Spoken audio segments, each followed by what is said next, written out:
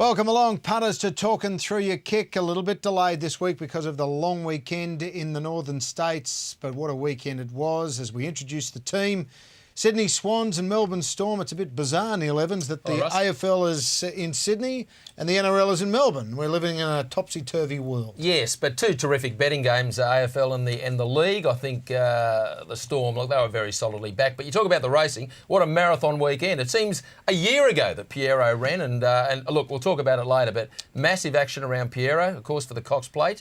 And we talk about the Melbourne Cup. Mount Athos been very well back to game, but plenty to look forward to. OK, the Raiders have arrived. We'll have a look at that later in the show. Plus, we'll look at all the latest betting topics. A man who had a busy weekend, both on and off the track, because he was involved in the 4 tracks for 4 kids, is Brent Zarafa. Hello, Brenty boy. Good evening, Russ. Good evening, everyone. Yes, lucky we're still sitting down here on the show because I am quite lame. I'd be no good trotting up in front of the Racing Victoria vet if I had to. I'd be a late scratching.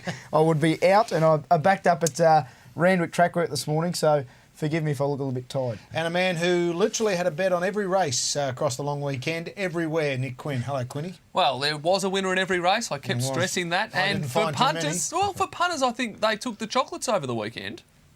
You serious? Oh, absolutely. Moonee Valley was favourites winning galore. Money Valley, as you Money Valley, exactly. Should be renamed Money Valley. 1,000-to-1 winners at Mornington on Saturday that a couple of dopey blokes who had had far too many after the Swans were in front decided to launch into. Just point the finger at himself. Rap or slap time. Let me kick it off first and foremost. I'm going to give a slap to Tatsbet, the Queensland TAB. You cannot pay $1 for a winner. And I'm going to talk about this a little later on. Piero and More Joyous. Maybe take out 14% rather than 18% before you're paying it out. That's my slap, and I'm talking not through my kick because Lux Div was $1.04. Yeah, well, I mean, it's the way of the world. It should be $1 and a grain of salt. Yeah, exactly. Yes. Rap or slap you? Look, he could have a million either way, Russ, but I'm going to give a big rap to Chris Simons because we know all about, and I've always been a fan, but that incident.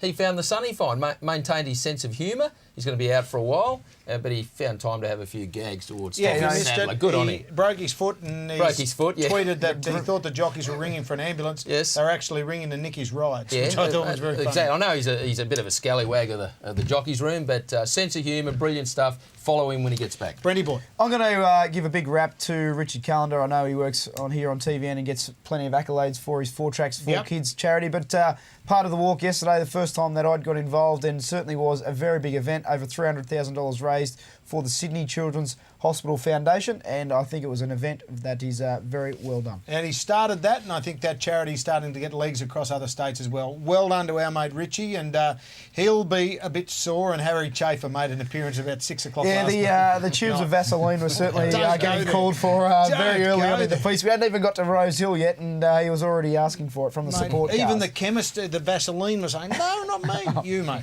And didn't he start it because he made a promise that if Italy didn't beat New Zealand at the Soccer World Cup, he'd walk that far, and that turned out to be the case? And he said if they got beat, he wouldn't have spent, he would have given up his career in television. There was a few people that slap.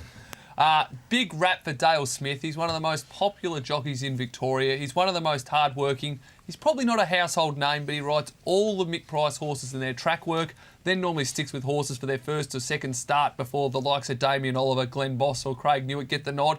Fortunately, Mick Price has let him, or the connections have kept him on Cavendish, and the horse continues to win. Good on you, Dale Smith, and hopefully the winning run continues. Let's go back to the weekend racing. It was a weekend full of stars.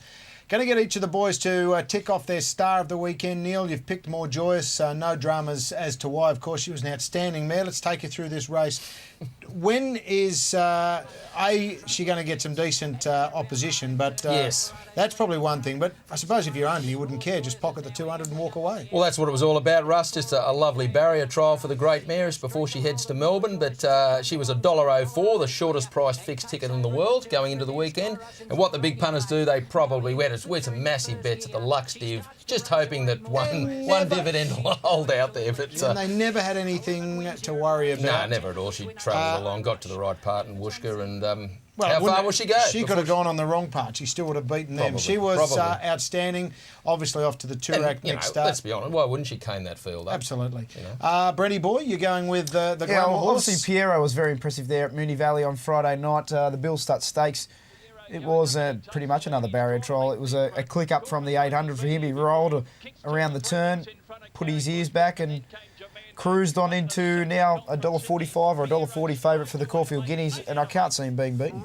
Okay, well, we certainly have got plenty of people having their two bobs worth. Nick, you laid eyes on him for the first time on the weekend. What did you think? I thought he was sensational. I mean, I think there was a big concern about how he'd handle Moonee Valley. It's brought a lot of these top Sydney horses undone in the past, and he absolutely relished it. If anything, it's probably one of the best ways he's handled a track. So it's frightening for his opposition to think that he's going to improve. The head on this horse's shoulder is unbelievable. 3-year-old, and you've commented about his style, his head down, that sweeping action, the way he handled the Valley. And I heard a few people say, geez, he didn't meet much. And I'm saying, you're kidding. Yeah. This horse is just travelling. Didn't get touched. Oh, mate, bring on the Cox plate, Pierre. Well, let's have a look at some of the forum posts on puntersparadise.com.au. As you'd expect, they all jumped on board. He's a pure joy to watch. Annihilated them tonight. What a spectacle to witness, so says Mars Volta. Now, the Cox plate, we mentioned that he was $1.45 or thereabouts. $3.60 Piero in the Cox plate. $7 more Joyous. Yep.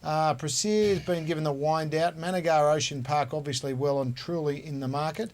Greenwood, all of a sudden, the Cox plate starts to look very, very good, doesn't it? Yeah, well, the action's all at the top. $4 going into Friday night. There was a bet of 10,000 at $3.80 and a lot of others around that into $3.60. And this talk about, it's a bit short too early. Well, it's almost bulletproof. I've got to say as well, it might scare it might only be 8 in the Cox plate, but gee, it'll be an elite field. Now, we had to leave you out of those two. You picked Schnitzerland. Her performance on Friday night was one thing that you were impressed with. Absolutely, the horse that ran second to Piero in the Golden Slipper. Yeah. And we have a look here, if we went back before that, she actually missed the start and had to be hunted up and really had to work hard to keep the rail. But once she got to the lead, she cruised and kicked away at the end, and she's going to be very hard to beat wherever she goes this spring. He was joking here, Corey Brown. There's no doubt about that. Big night for Corey and Huey. They both had good wins with buffering as well.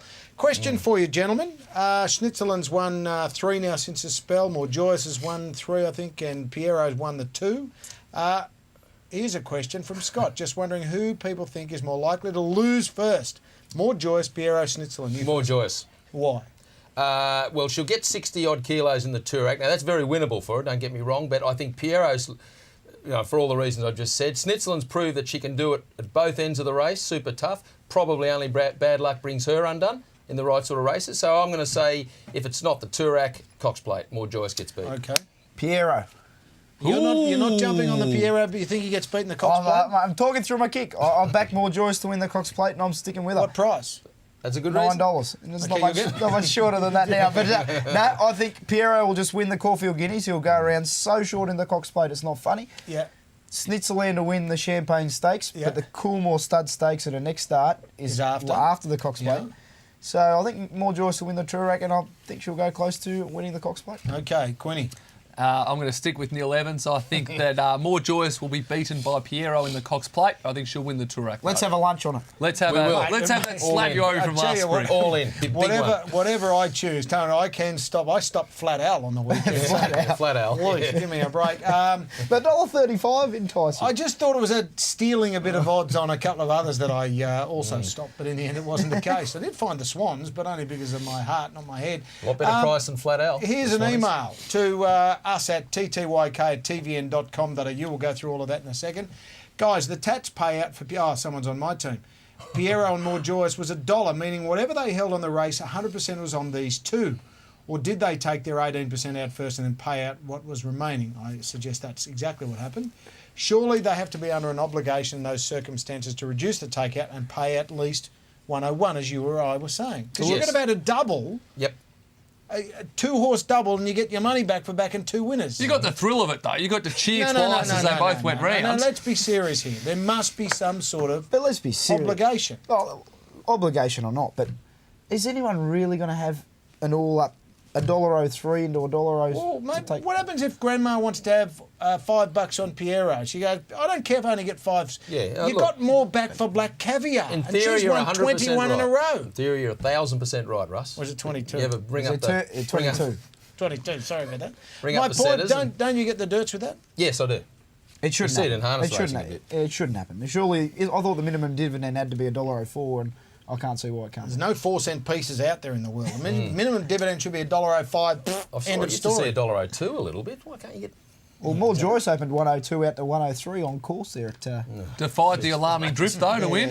33% drift. Yeah. 50% drift. There you go. Puntersparadise.com.au, of course, is our website partner. Simply go to the website, get involved in the tipping contest, courtesy of luxbet.com. $1,000 up for grabs each and every week in the tipping contest right through until the end of the spring. There's forum posts and, of course, the number 2 app in Australia at the moment, of course, in sport is the Punters Paradise app, and also it's the number 1 racing app at the moment. So go to the website or go to the iTunes store, download it, and get all the details there. puntersparadise.com.au.